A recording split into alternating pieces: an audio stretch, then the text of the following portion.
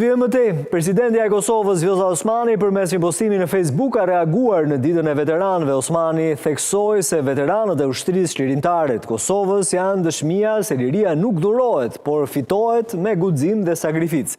Ajo shtoi se Kosova përulet me respekt të thellë para burrave dhe grave që u ngritën kur liria ishte vetëm një ëndër. Sot në ditën e veteranëve të UÇK-s përulemi me respekt të thellë para burrave dhe grave që u ngritën kur liria ishte vetëm një ëndër. Ata u bën buroje popullit, zëja dheu dhe shpresës në kohën më të errët. Veteranët e UÇK-s janë dëshmia se liria nuk dhurohet, por fitohet me guxim dhe sakrificë.